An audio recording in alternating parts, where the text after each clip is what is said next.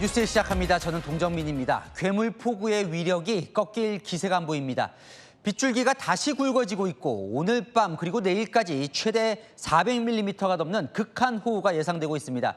저희 기자들이 전국 곳곳에서 보내온 영상들을 지금부터 보여드릴 텐데요. 이 재난이 따로 없습니다.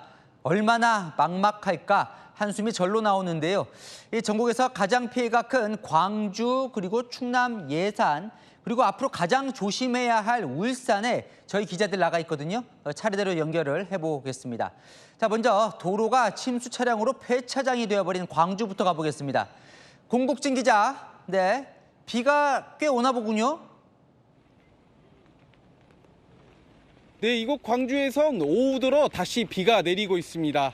시간이 지날수록 빗줄기가 굵어지고 있는데요.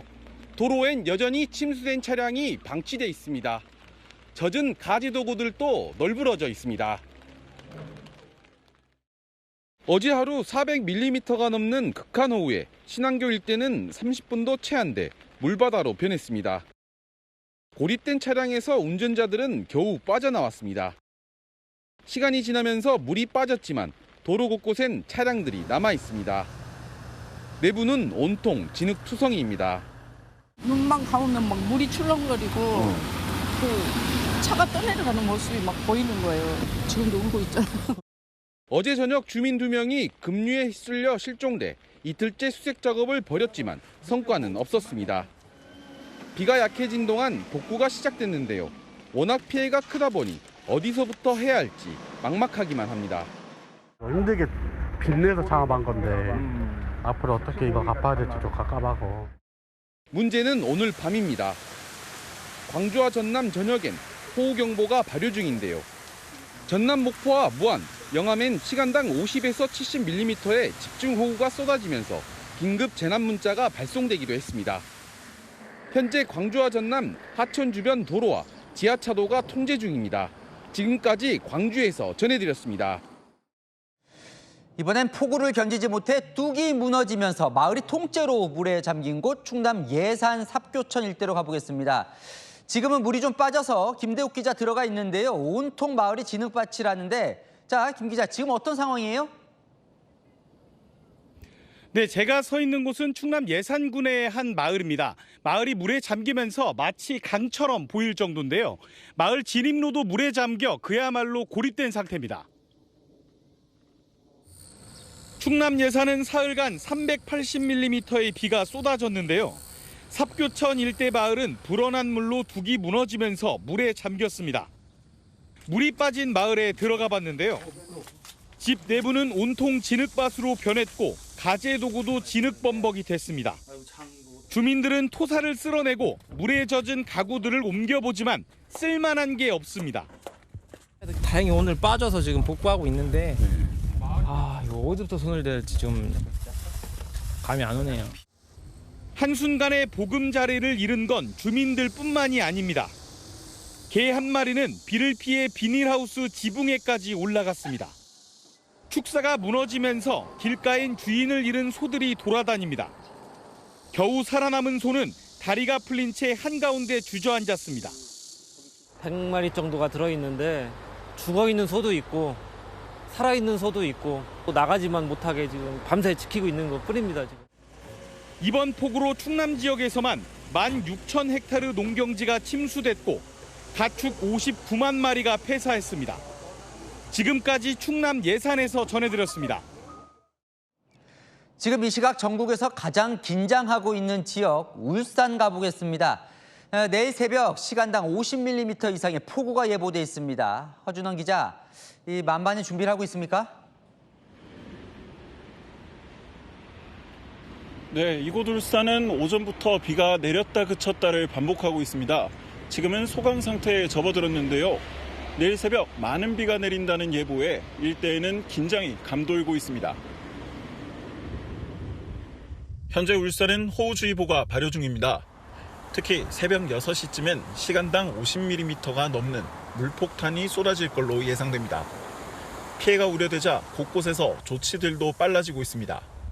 울산시는 침수가 예상되는 둔치주차장 4곳과 하천변 89곳 출입을 통제했습니다. 지난 2016년 태풍 차바로 큰 피해를 입었던 전통시장엔 차수벽을 세웠습니다. 분당 최대 25톤의 물을 퍼낼 수 있는 대용량 배수 차량도 배치합니다. 비만 오면은 저희들이 굉장히 트라우마가 많이 있습니다. 많은 또 비가 온다는 소식에 최근 유네스코 세계유산에 등재된 방구천 암각화도 훼손될 수 있어 비상인데요. 최근 잇따른 비로 사연댐 수위는 51m를 훌쩍 넘겼습니다. 수위가 53m로 상승하면 밑부분부터 물에 잠기기 시작해 57m가 되면 완전히 침수됩니다. 다시 비가 시작되는 밤사이 강수량에 따라 침수 여부가 갈릴 전망입니다. 울산시는 비상근무에 들어가 야간 폭우 상황을 주시하고 있습니다. 지금까지 울산에서 전해드렸습니다. 사망 4명, 실종 2명, 그야말로 사람 잡는 폭우입니다.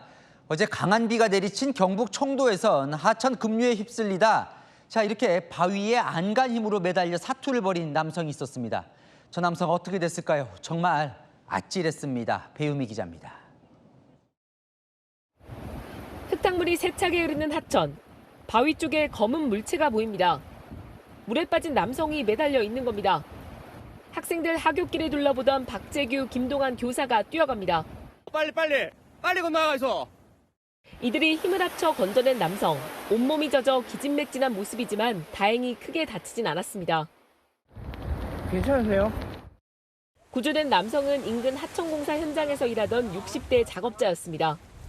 잠시 쉬던 중 물살을 휩쓸려 100m 넘게 떠내려오다 겨우 바위를 붙잡은 겁니다. 이 바위에서 불과 10m만 더 내려가도 청도천 본류와 만나게 되는데요. 물살이 더 세고 깊어서 자칫 더 큰 피해로 이어질 뻔했습니다. 당시 경북 청도엔 시간당 40mm가 넘는 비가 내렸습니다. 급류에 휩쓸릴 뻔한 아찔한 상황이었지만 생명을 구해야 한다는 생각에 주저하지 않았습니다. 건져 올렸는 분이 그래도 돌아가신 분이 아니라 사신 분이라서 정말 다행이다 이런 생각 들었어요.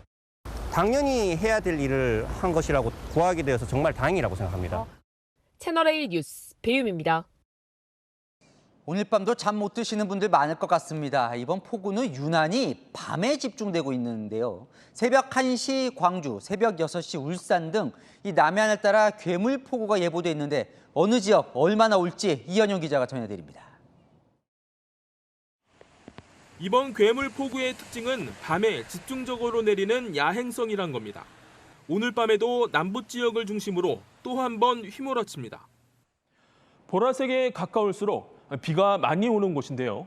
자정 넘어 내일 새벽 1시, 광주와 전남 지역에는 시간당 30mm가 넘는 집중호우가 쏟아집니다.